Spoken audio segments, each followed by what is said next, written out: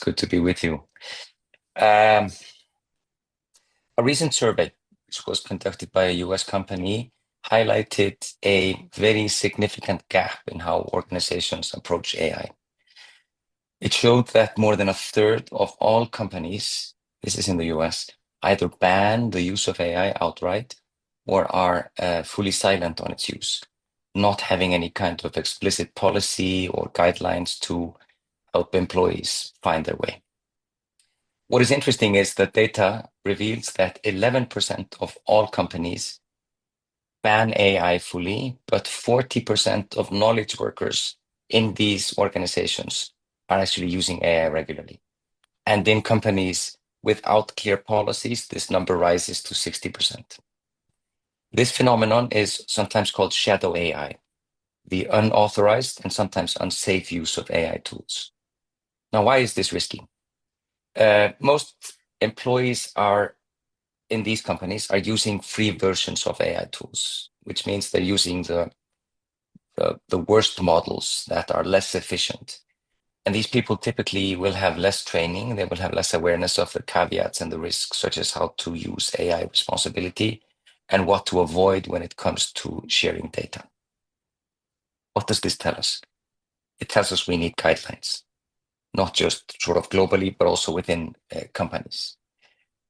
I think guidelines are a very good first step because they provide a framework. But, and I want to stress this, I don't think guidelines on their own ensure responsible use.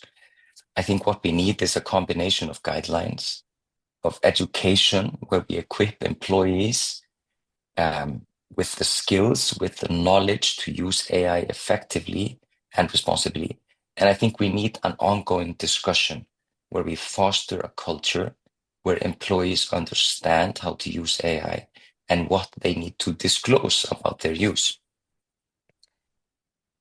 A good analogy for AI in an organization for me is the enthusiastic intern or assistant, someone who can be exceptionally smart in certain areas, but is still quite inexperienced.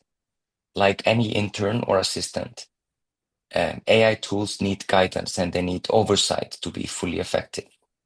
So the guidelines are the first step, but without education and without open dialogue, they risk becoming a lame duck, well-intentioned, but ultimately ineffective. So I think it's about us using these tools knowingly, taking responsibility, helping teams or people harness AI effectively and safely.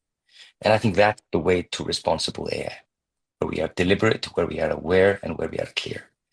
And I think maybe that is the way for us to take AI from the shadows into the light. We have two great experts with us here today. I am very much looking forward to hear from you and to learn from you. And I even more look forward to the discussion we can have around this to see how we can together come to a clearer path on the effective and the responsible use of these very much interesting tools.